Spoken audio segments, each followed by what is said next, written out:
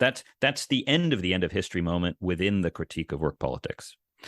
And it is, I think, a response to the fact that especially post 2008, there is a recognition that there is an opening for new left-wing thinking. That left-wing thinking has to be about the economy. It has to be, and that the economy isn't just a question about kind of growth and jobs. Yeah.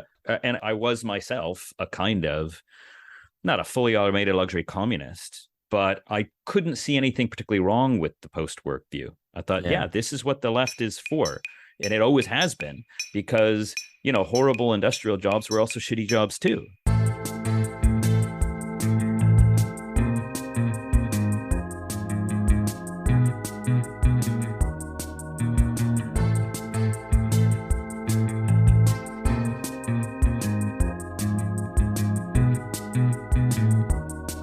Hello, everyone. Welcome back to BungaCast, the global politics podcast at the end of history. It's Friday, the 21st of October. I'm Alex Gourevitch here in São Paulo, joined as usual by Philip Cunliffe in Canterbury, England.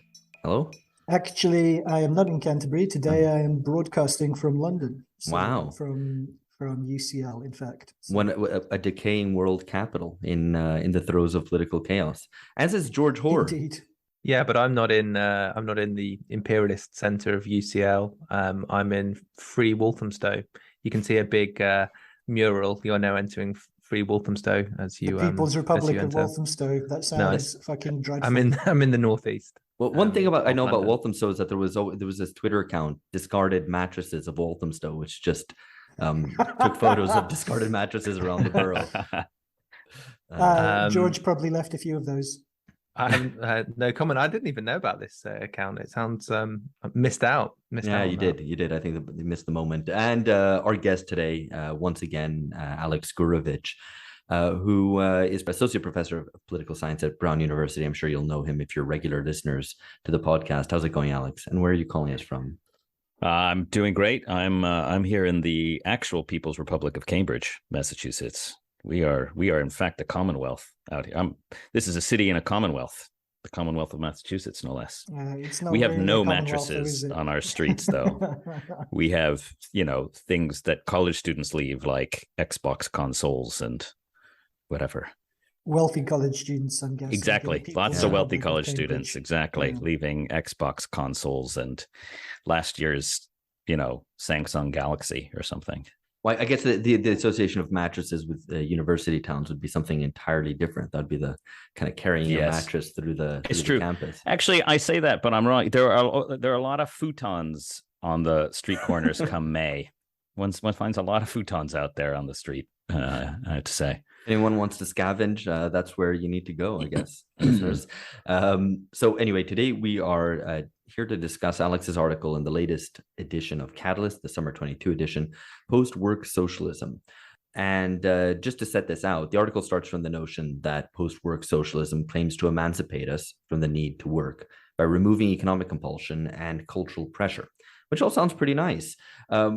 Just to tell listeners where to go if you want to hear a little bit more about this sort of general area, we've discussed post-work thought before, often in reference to universal basic income, or UBI.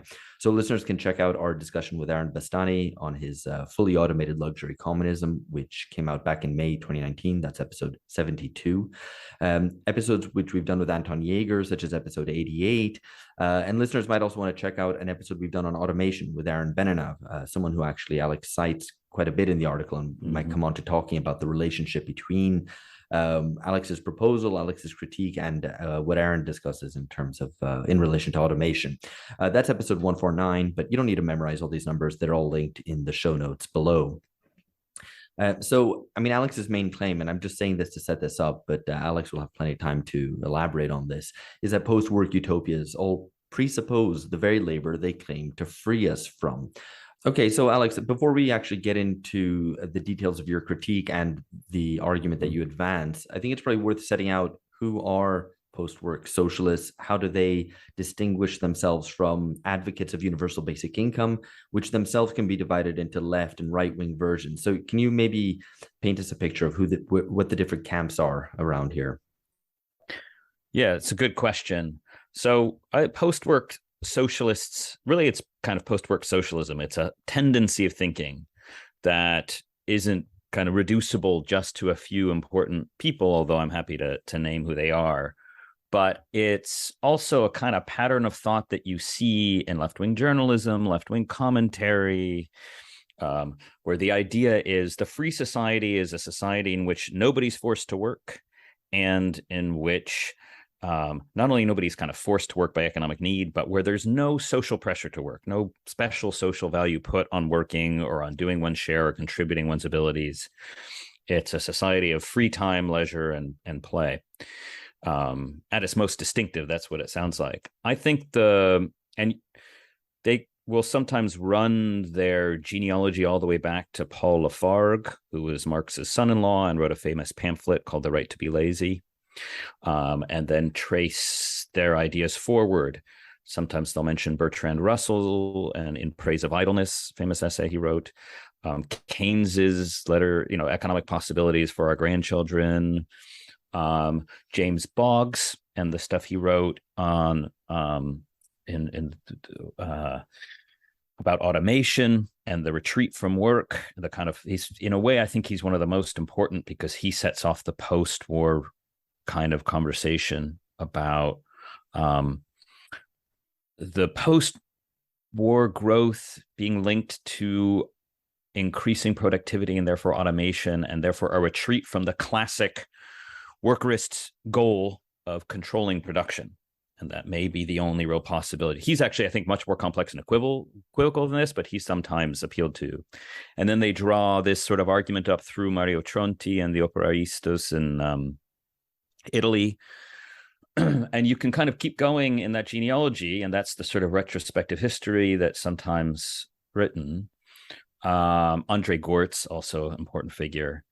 And in a way, his stuff, like The Farewell to the Working Class and some of the other books he wrote, really is, I think, a founding place for the modern post-work movement, because it's also linked to a rejection of the working class as the agent of social transformation. And that's where it's made most vividly and clearly in Andre Gortz, and not accidentally a pattern of thought that really gets going in the late 60s, early 70s, with after kind of worker militancy peaks. But in the modern form, I'd say the most important book, and then it also traces it, it kind of has a twin genealogy back to the wages against housework crowd, Silvia Federici in particular, where again, the idea is to kind of abolish forms of necessary work like domestic labor. And that was the only way really to emancipate women. But the modern group of people who I name include, I think the most important book might be Kathy Weeks's book, The Problem with Work. And I know that book was really the first to try and synthesize these different lines of thought into an ideal that was explicitly a left-wing vision against work, and where the basic idea was to come up with demands that were sort of non-reformist reforms, in the sense of being policies that would kind of point in the direction of a future that you could demand now, even though you kind of know nobody will ever really implement them in the form that you're arguing for them. And so she kind of argues for things like the basic income, not just that it would reduce poverty or, decommodify labor here and now, but that it'd be part of a future in which nobody's forced to work, and that it's twinned with, this is the kind of really important step, that it's twinned with a critique of the work ethic. So it's not just that everybody would end up with this income that they don't have to work for, but also that it'd be twinned with a thoroughgoing cultural critique of the work ethic. And after that, a bunch of people start kind of making versions of this argument. Peter Fraze, a former Jacobin editor, maybe he's still a Jacobin editor. Cernacek and Williams in the UK, they're Inventing the Future is a really important one in particular. They've been very influential in the British context as well. And because they also add an argument about automation. So it also sort of, there's the companion argument is universal basic income plus automation and the critique of the work ethic. So those are the people. I mean, I know that Kathy Weeks is read in a lot of reading groups and Jacobin and stuff like that. So she is sort of maybe for the American audience what Cernacek and Williams are for the UK, except they have acknowledged their debt to Weeks. And then there's a number of others who make similar neighboring kinds of arguments. So could you perhaps also maybe tell us a bit more about the main political points that these advocates of post-work socialism tend to make in building their case. So, kind of what's the before we get into the detail of like what you see as wrong with UBI, what is the kind of the political scaffolding? And I know, and you mentioned this, but it would also, given the fact that we've had Aaron Bastani on, there is a strong overlap with the fully automated luxury communism kind of strain of thinking as well. So, maybe tell us a bit more about that. So, the interesting thing about post-work is that it really found its legs in the end of history. It is a left-wing politics for the end of history, and it is presented as a way of kind of rehabilitating left-wing emancipatory political. So hold on. So why isn't it? So I would have said it's kind of a politics at the end of history rather than the end of history. Because it seems to me to come, kind of Cernacek and Williams, at least in the British context, seem to me to come in the wake of the 2008 crash. And these were certainly, these kinds of debates where the left kind of embraced automation. Those were far from familiar to me, kind of, in the 90s and early 2000s, where it seemed the left was much more attached to kind of small developmental projects in, building wells in Africa as the kind of stereotypical image of what they wanted. And then they flipped suddenly to kind of an almost kind of Promethean embrace of technology that was associated with hashtag Falk and all that. So why did you say end of history rather than end of history? So it's a good question. And so here's how I put it is I think that the most interesting form that post-work socialism took was the Cernacek and Williams one, in part precisely because of its futurism and its kind of embrace of technology. But that is, I think, a late-breaking development in post-work politics. So I think it really is born with the defeat of the working class.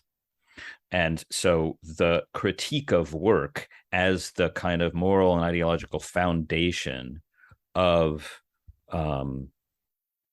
left-wing theory and politics is something that really gets its legs in the New Left, during the New Left. It's there in value form theory and Postone. It's there in Boggs. It's there in Mario Tronti. It's Andre Gortz. Gortz is the most specific in that it's associated with the critique of tradition, what is often called traditional left-wing politics, which isn't just sort of the union movement, but also conventional socialist parties and communist parties who are seen to have over-valorized work or committed themselves to some kind of work ethic or productivism. And so any attempt to celebrate work as something that could be meaningful gets, in one way or another, put together in the same box as the kind of old workist politics. So that critique would you, so this is maybe stretching the point a little bit now that we've got you on, I'm curious. Would you say then, would it be legitimate to say then that when the New Left kind of begins to attack productivism and what they take to be the work ethic, what they're it's partly kind of a flanking attack on the kind of class compact made by the large organized labor movement and the communist and socialist parties who built themselves into the welfare state, which meant kind of, engaging in coordinated wage, wage agreements. And also they committed to kind of ensuring that productivity was ahead of wage, kept ahead of wages all the time. So it's kind of it's part of that critique, right? Absolutely. And that's why it's also a kind of critique of the welfare state. So that's it. That's why I think it is one of the most interesting bits of political and social theory and politics that comes out of the New Left, because it still tries to kind of hold on and really claim for itself the mantle of true emancipation, and to hold on to, the left's tradition of thinking about freedom as its core principal value. But it is, as you say, initially an attack then on the left for the national level social compact that explains both where people get their income, namely their willingness to contribute, and via the kind of the welfare state.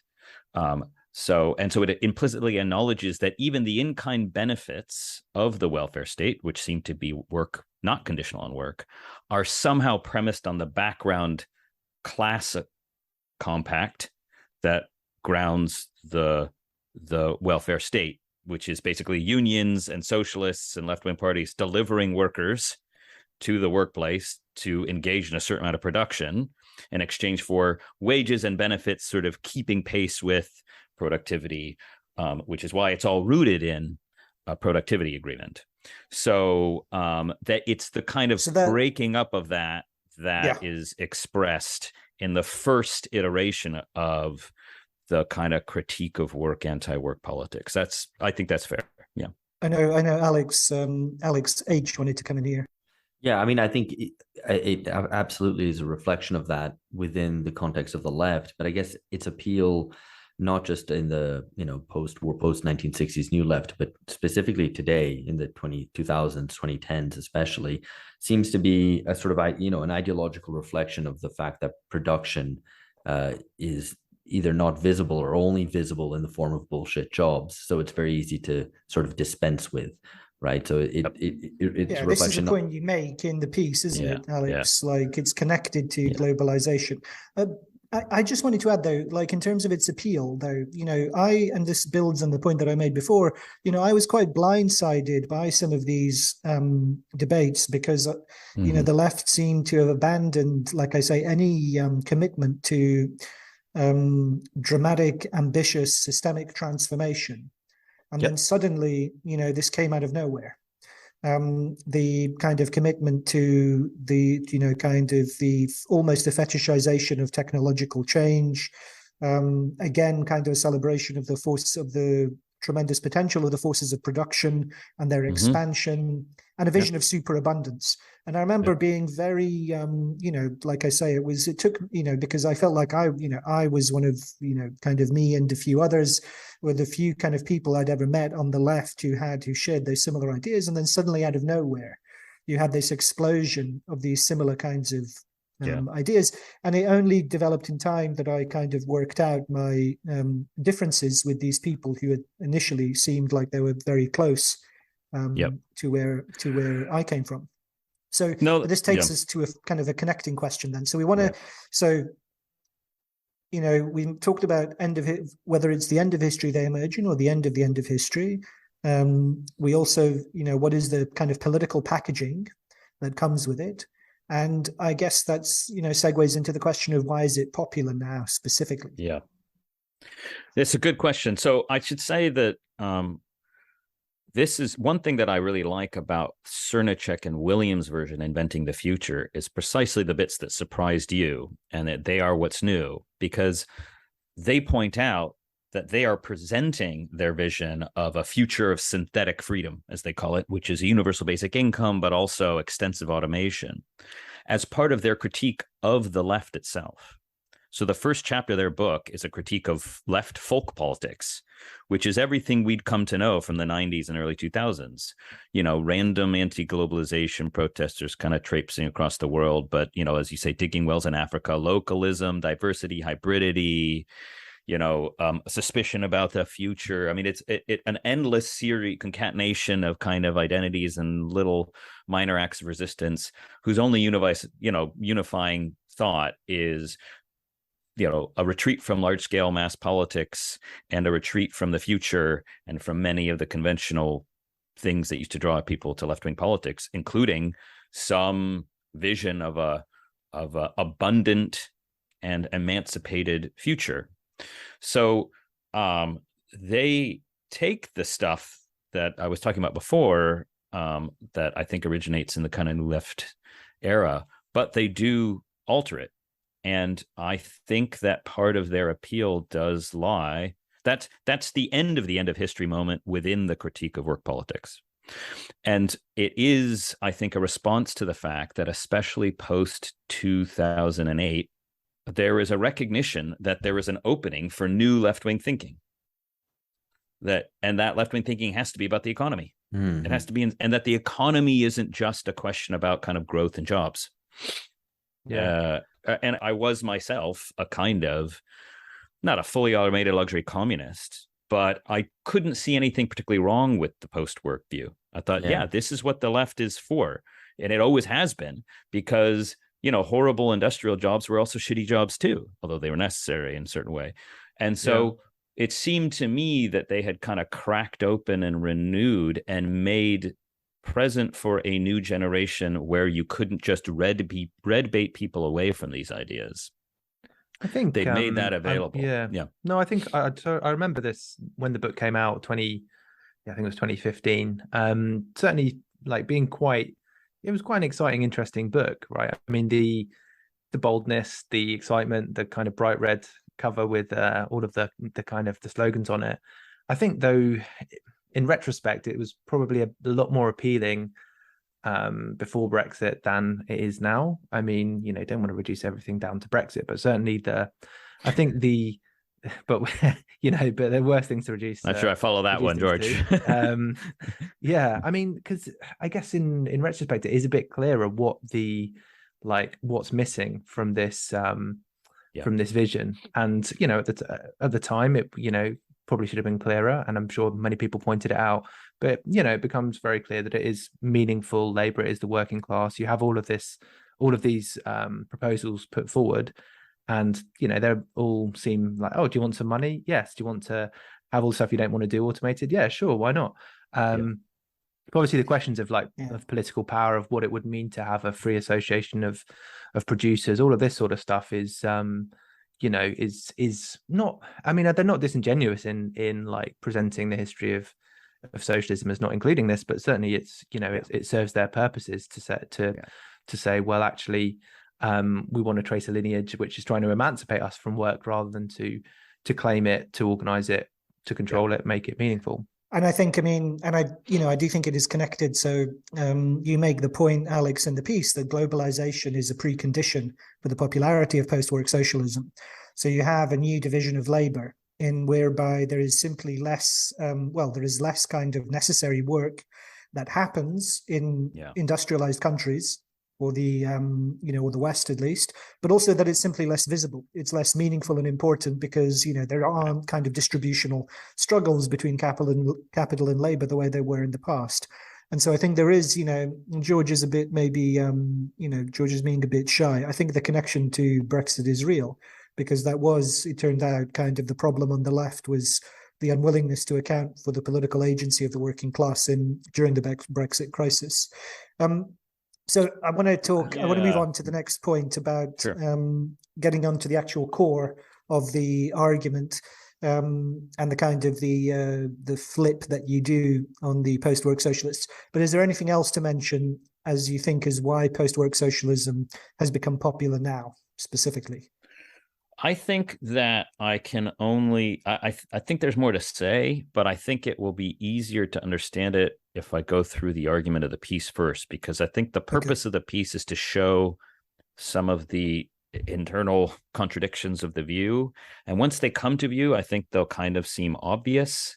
And once it seems obvious, then there's a political question to ask about why was it possible for so many people to imagine you could think of a political economy this way. So maybe we should do the art. That makes sense. And that in fact follows the structure of the piece as well. So as I understand it, the main case you make against post-work socialism is that it fails on its own terms, right? Because it presupposes socially organized necessary labor, the thing that it claims to be freeing us from at the same time. And that it presupposes it, but doesn't actually make clear the fact that it presupposes this. So could you talk us a bit through this? Yeah. So here's how that goes. So I had made one thing, just by way of context, is that part of this discussion is about a universal basic income, but there are like 10,000 arguments for universal basic income. So I'm talking about the role that it plays within this wider post-work socialist vision. So what happened was I'd written one article with the co-author Lucas Stanchik against another left-wing argument for universal basic income, which was the argument, well, we should be proposing and trying to implement a UBI here and now, because it can serve as like a stepping stone to emancipatory politics, because it can be a universal strike fund or increase worker bargaining power, things like that. And we just tried to show that that presupposes the politics it wants to generate.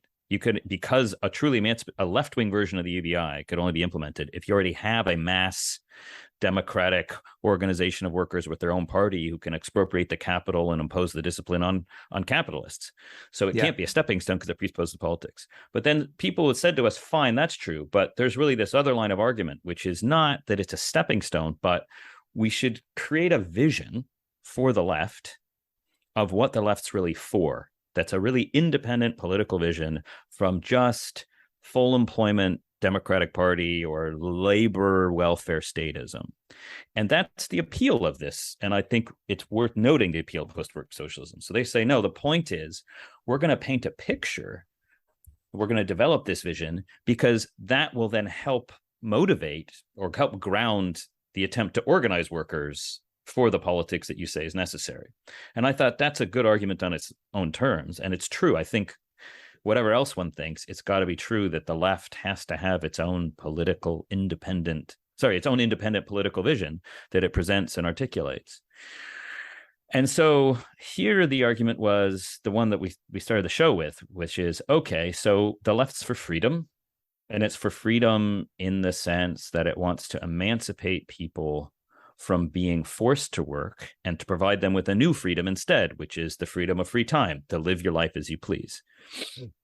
And so it's appealing not just in the negative sense, but in the positive sense. It's not just, we don't have to do shitty bullshit jobs, but it's now we have all this free time to do what we like. Truly, that is the left-wing paradise of kind of flourishing humanity. And they say the way to do this is the one, there's different versions of it, but it's basically give everybody a universal basic income that isn't conditional on working, and attack the work ethic.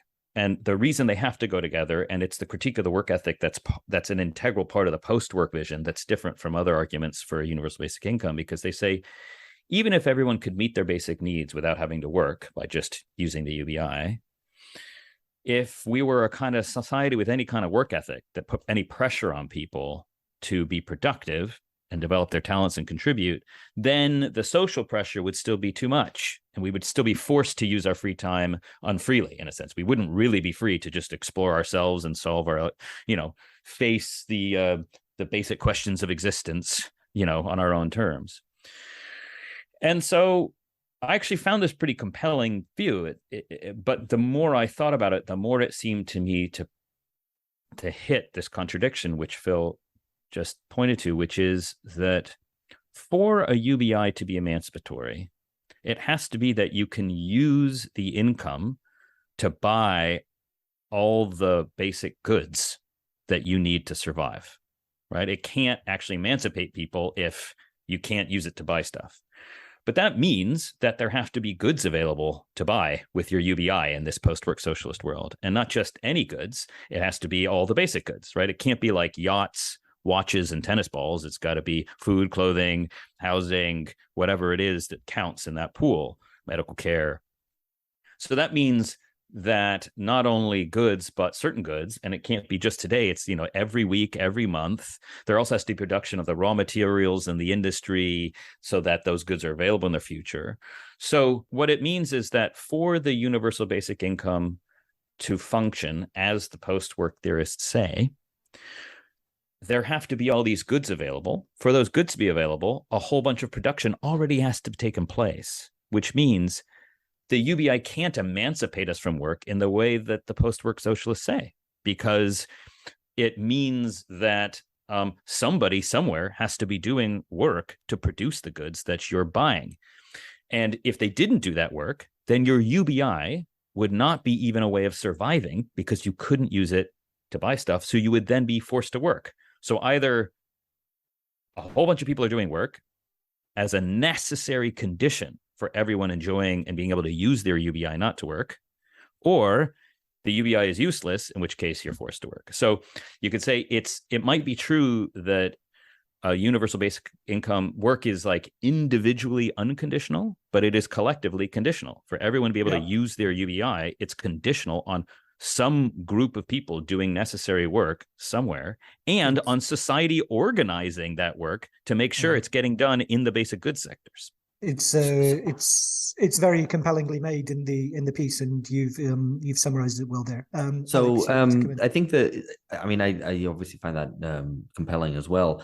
Isn't the argument, though, I mean, it's often associated, that UBI argument, the more radical proponents of it, particularly in its kind of socialist form, not capitalist form, with an argument for universal basic services. So the idea is that not just that UBI, the income that you receive unconditionally, would need to buy everything, not just, yachts, but also healthcare, but that the healthcare would already be provided. Now, I totally see your point about the fact that they don't actually talk about who's actually doing the healthcare, how that work is being divided up. But I think I'm not so familiar with the arguments. I'm wanting some clarification on it, whether they acknowledge at the very least that there would be this necessary labor done because there'd be universal basic services as well as universal basic income. So the point's just about how they present the freedom that people are supposed to enjoy. So the presentation of this as post-work is presented as if we can give everyone a universal basic income and all their in-kind benefits, right? Because they do say, and Cernicek and Williams, I think, are the clearest and the best in just laying this out, saying the left-wing case is that in this socialist utopia, the universal basic income is for buying some things, but it's surrounded by a welfare state where you have free public education, free healthcare, various in-kind benefits, right? But then how are we supposed to think about the freedoms? This is all a way of emancipating people from necessity, right?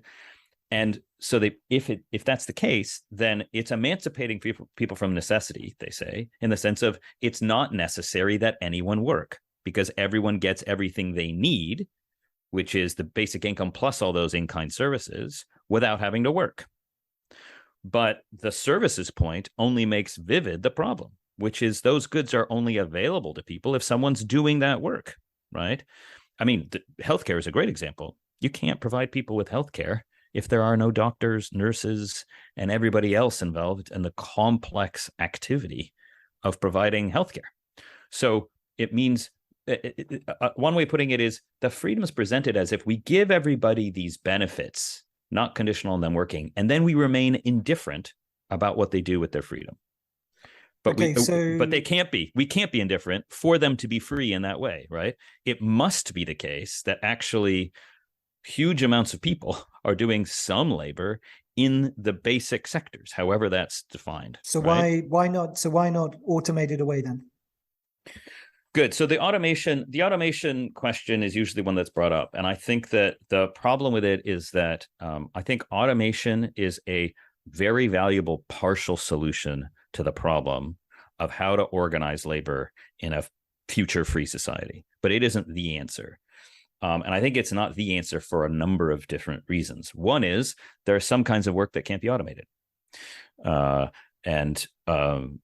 like education and healthcare. So you can't just to jump in, doctors. Those are the types of jobs, I mean, often in these discussions that people say that they would be happy to do after the revolution. There's even a bit of a meme about this, right? If you can even search, what will be your job after the revolution? And some people obviously have things like basket weaving and, or, organic agriculture or teaching theory, which seems to be the stupidest of the lot because because after the revolution you won't need revolutionary theory. But anyway, that's a whole other. I don't think that's the theory they mean, Alex. But it is very whatever. But the point is more that things like caring, all the caring professions which can't be automated, they're all happy to do. Right. I think that seems to be very much within the discussion. But there's a whole other element of stuff that can't be. So I think that's not an answer. I think the problem is that's simply not an answer. So it's not an answer to say, oh, well, but enough people in the right places will be happy to do all of these necessary activities.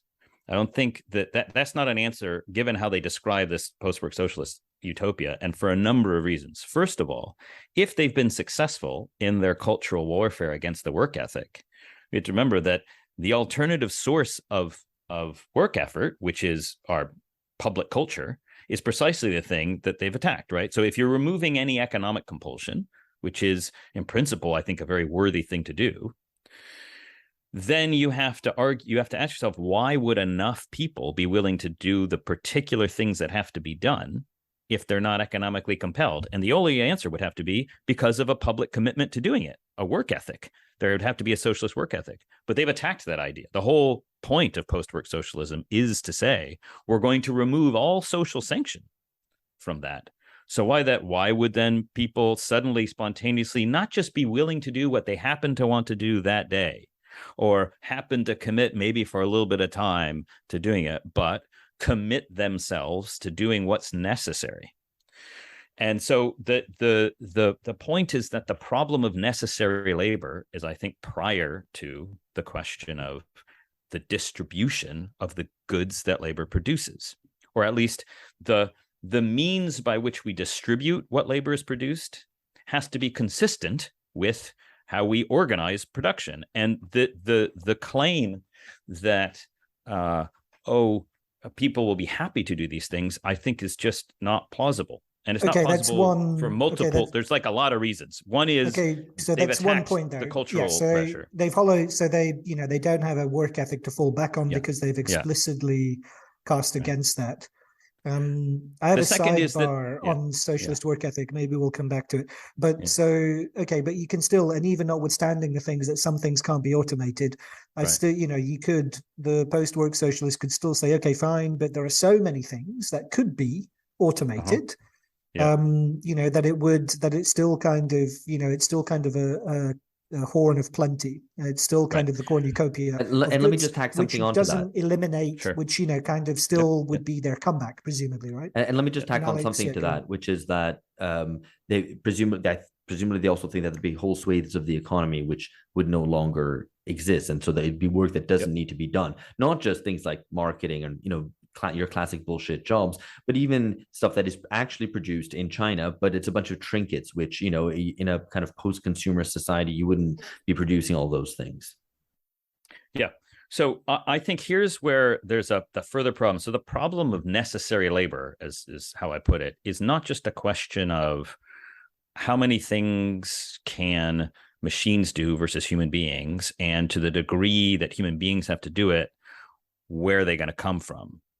That's one problem.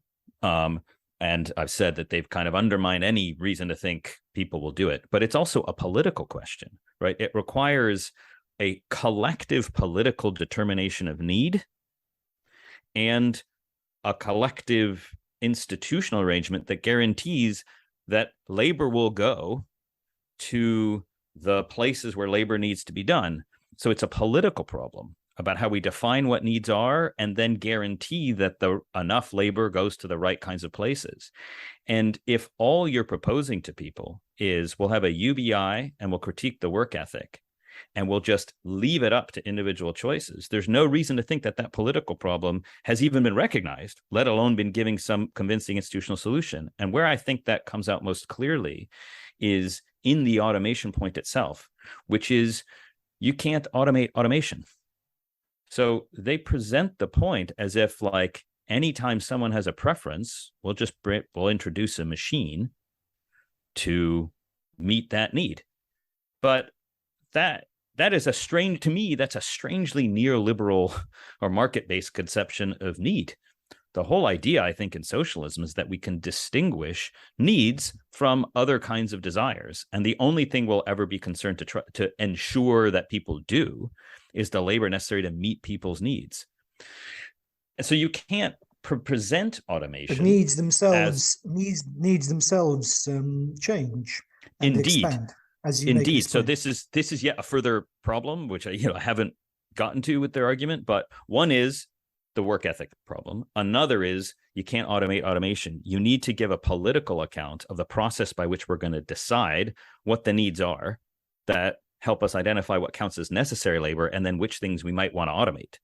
So again, I'm not saying that automation wouldn't play a huge role, but it's subsidiary and it is downstream from having first resolved the political question about how we decide what counts as needs. Because if we have no process, then actually automation could surely never solve the problem, because human desires will always outpace our current productive capacities.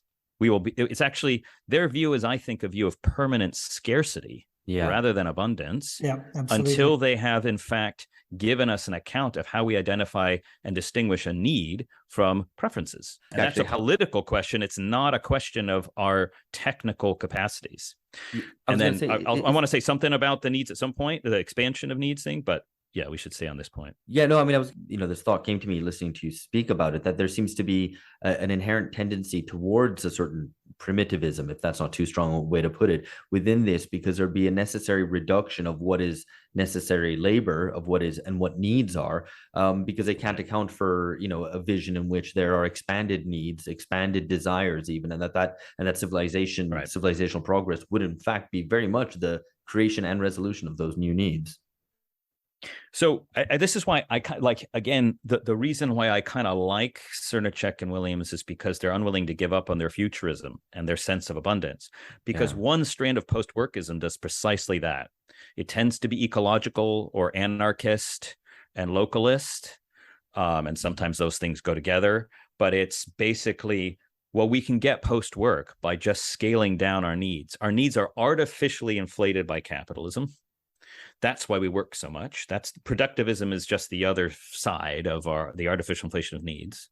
In fact, the actual work that needs to be done is now very minimal, because we have a sort of fixed set of needs, because needs are just what it takes to survive. And we can solve the climate crisis too. We just downshift.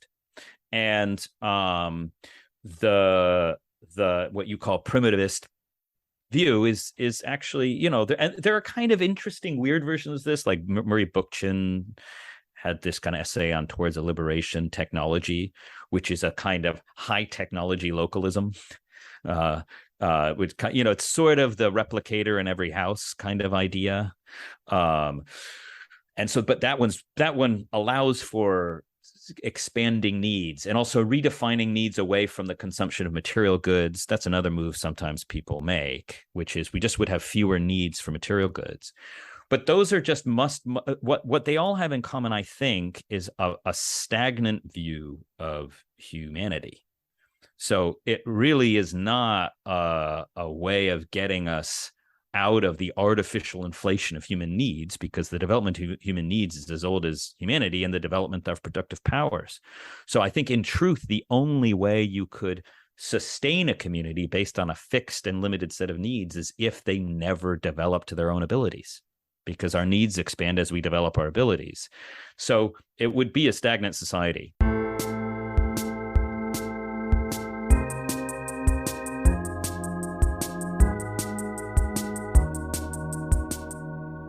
So I wanted to talk a bit more about work ethic. I mean, there's a few points actually to make.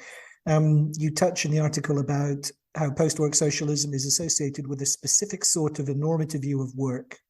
And I wondered if you could expand a bit on this. And then I also wanted to come back on the idea of a socialist work ethic, because I think this cuts to the heart of the appeal post-work socialism has. But tell us, first of all, what is the kind of the normative view of work that is presupposed by the post-work socialists? Yeah. So I think that, I'm trying to impose clarity on a set of writings that I think are sometimes say more than one thing and so contradict themselves. So I'm sure I'll say something or even wrote something, and then people point to passages in post-work theory where they didn't say it. But that's because I think that there's just contradictions in what they say. So, but nonetheless, I do think the kind of core thought of the post-work view as it stands is that work is unfree because it's necessary. And so the way to become free or increase freedom is just to reduce work. And that's the driving thought, the driving normative thought, as it were. If we're committed to human freedom is when we're not forced to do anything. But since work is necessary, work is just something we're forced to do. And so we should just minimize it. And the irony of that is, I think, as any good Marxists should know, work is not merely a labor process, it's a social process. The reason it just looks like sheer necessity is that the social element of work is determined externally for people who do it by the valorization process, right? It's determined, the social necessity of work is something that looks like just given to everybody. Because on the one hand, there isn't really an adequate political process for determining needs and what people work for. And on the other hand, the basic thing that determines whether any work is necessary is not any particular human need, but the need to, increase surplus value, which is not itself a purpose that anybody could, that makes sense for anyone to have. It's not the point of any labor. So the normative core of post-workism, I think, makes a mistake at both ends. It naturalizes what is a socially contingent feature of work. And then on the other hand, I think it makes a mistake in thinking that because it is necessary for us to do work, it is therefore unfree. But I think that's a mistake too. Just because something is necessary doesn't make it unfree. If you organize this work, is a really good point that you made about the the meaning. And from what you're saying, there is kind of a liberal notion of freedom at the core of post-work socialism, right? Yeah. It's the idea of the absence of coercion, and that is the only kind of meaningful idea of freedom. Whereas you make the case that freedom, in your piece, you make the case that freedom must also involve taking responsibility for necessity. Yeah. Can you explain what you mean by that? Yeah, I mean, I was trying to say something without making it sound too abstract and weird. But the point I wanted to say is that uniquely, human beings are always choosing how to organize their labor. So it's true that work is necessary, but it's only necessary in the sense that to go on living the lives that we have reason to value, some work has to be done. But it's also indeterminate. So it's indeterminate what form work has to take, which means whenever any work is done, in fact, human beings are choosing the conditions and relationships under which they do that work and the particular needs for which they do that labor. And so it's really necessary for human beings to decide how we want to organize that labor, to do it. So far, we've never really done that in a fully conscious and democratic way.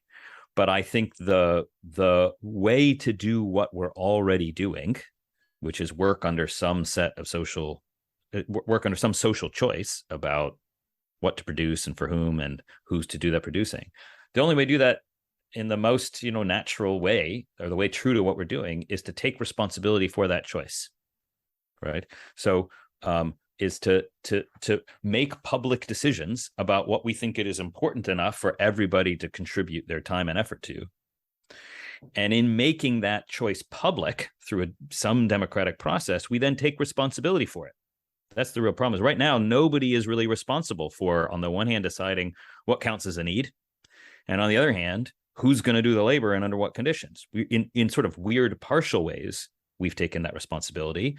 The welfare state at its best, I suppose, was a public decision about what are basic needs, right? Independent of the market. But it wasn't the wholesale, it was also buttressing sort of capitalism. It was a way of rationalizing capitalist production rather than really making that decision democratically. Right. So people think you can't make work free because it's just imposed on us, but it isn't just imposed.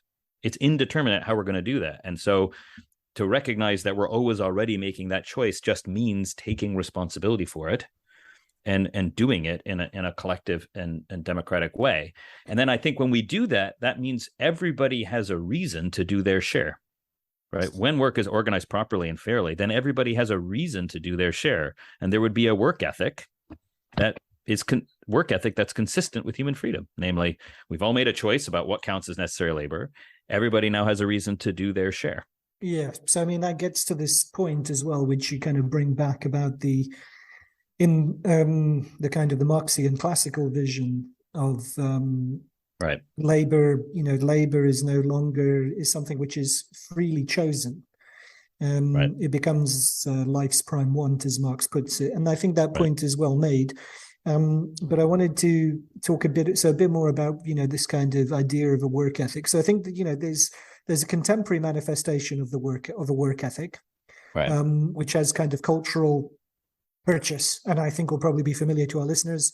which is the kind of, because it's been lampooned so frequently on social media as well, but it is a genuine, it's a genuine thing. I think anyone who has been around the PMC would recognize it, which is this kind of idea, like, if you get up at 5 a.m. and drink a kale smoothie and do 10,000 crunches before you meditate for 10 minutes, and then, send a few emails, and then you have this meeting, and if you do that enough, you'll eventually become as rich as Elon Musk.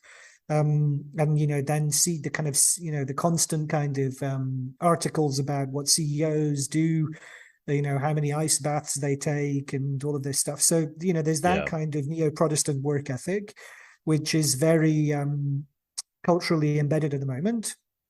I think it's the rise and grind mindset, which you may or may not have. And then you have a kind of, and then you have the social, when you say socialist work ethic, what immediately comes to my mind, I mean, I imagine this isn't what you mean. I mean, I know this isn't what you mean, but this is what comes to my mind. So I'm curious to know how you kind of respond to it. But if you say socialist work ethic, what comes to my mind is kind of, the Stakhanovites, right. So the kind of the heroic kind of overachievers of Soviet industrialization. Right. So the idea of a work ethic which is linked to expanding the forces of production in an underdeveloped context. Exactly. And that seems to me to, that is not only is it unappealing given, the Soviet context in a very basic way, but it's also redundant because, whatever confronts us in industrialized countries, it doesn't seem to me that enormous expansion of the forces of production is kind of, what is necessary to resolve our problems.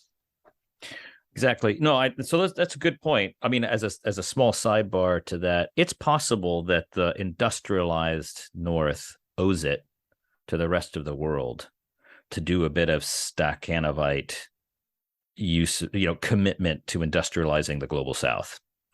So you're going to start the other Alex off now. Alex, in the sense that, like, they should enjoy abundance too, and that in the short term, I mean, it after the revolution, as it were, in the short term would mean a lot of the global North would actually owe, I think, a fair amount of labor hours to assisting the South in industrializing. So I don't think it would require creepy Stakhanovite sort of servility, but to the degree that it's still considerably underdeveloped. If Branko Milanovic was right on your show that the real achievement of the 20th century was the industrialization of China, but that took communism, that's a disturbing thought. If what would it take to industrialize Africa? I don't know. Probably would take a huge amount of human labor. I don't think the machines are just a solution to that. But that's a sidebar, because obviously we're talking about what does it look like? What are the possibilities for freedom now? And the way I see... So what might, you're developing an idea of a socialist work ethic in contradistinction to these post-work people who are trying to gouge it out. And you see it as a kind of as an ideological imposition. Yeah. So what might, if it's not about if it's not Stakhanovite, what might it mean in a way that's consistent with freedom? Good. Yeah. So that's, so they say that the post-work socialists will sometimes say that the work ethic is just an ideological imposition to get workers to consent to their own subjection. And in the first world, that's even more absurd because you can't even add to it the meaning it once had, which was, as you say, industrialization of an underdeveloped country. At least you could say of the Stakhanovite thing, they needed to industrialize. At least you got that. Whereas here in the North now, it's just like bullshit jobs. It's like, what's the point of this? We can just end it. We just have lots of free time. And that's, I think, a mistake. No, I don't think it's a mistake. It is a mistake. Because I think the freedom that they want can only be achieved if everybody shares the necessary labor. That's the first thing. So if there is some class of work that has to be done, that is in some way routine, unattractive, maybe some of it might be dangerous, then the thing about that work is it's got to be done for everybody to have enough free time, which means for nobody have to spend much of their lives doing it. Then everybody has to do a little bit. And the question is, why would everybody do a little bit? Well, one reason would be, if we're not going to force them to do it, the way to make it consistent with freedom is to have a work ethic, namely a public commitment to everybody doing their share, to honoring and celebrating and respecting and admiring people who do that, and for those forms of social pressure on each other to do it. That is just what a work ethic is. It is a cultural, it's an institution. It's not just like attitudes. The attitudes express an institution that works through, cultural forms. Like, we shame people or we ostracize people who don't do their share because they're just increasing the burden for the rest of us. But if everybody does their share, then everybody will have a lot of free time and nobody will be committed to doing this all of their life. So that's the first element of a socialist work ethic. Yeah. Okay. Well, this goes to the question of shared labor socialism, which we'll come back to. But just quickly, how do you read that kind of the rise and grind kind of work ethic? Right. Which is so, so the reason I raise it, because I know it's lampooned, but I see it among my students, particularly, and very strikingly among the ones that are ambitious and, that might come from working class or immigrant or lower middle class communities. Right. And, it does appeal to them, this idea of achievement, of self-advancement. And it seems to me there is, so at the same time as it's completely ridiculous, there is kind of an aspirational drive that it captures onto. So this is the other part of the socialist work ethic, is that I think it would not just be something that explains and that relates to how people ought to relate to their share of necessary labor. I think the second part would be, because it would be natural in a free society to celebrate and respect and admire people who use their free time to achieve things. We would celebrate human achievement. And I think, real human achievements that involve developing some human ability and using it to create something of interest and value to society takes, among other things, a degree of discipline. So, anything worth, in that sense, it's work in that it's like something you devote yourself to. So the person who figures out how to come up with a great new transportation system for a city, or who invents a world-changing drug, or who figures out a really, or the group of people. Drug. Oh, drug. Right, so like a life-changing drug, something to cure disease, some important human disease, or who figures out, who comes up with great new ways to experience music, that stuff, that kind of thing. Those are achievements we would celebrate. Just to interrupt, Alex, there is a world-changing jug. I don't know if you've ever used one of these. It looks like a fish, and when you pour it, it glugs. That would be a world-changing jug to the extent that you could possibly have one, because it's just a receptacle for pouring liquid. I expected a bad joke, but I thought this bad joke was going to go in a different direction, George. Yeah, I'll leave it. No. Yeah. Leave the imagination of listeners. I'm going to leave it at that, George. Leave it to your imagination.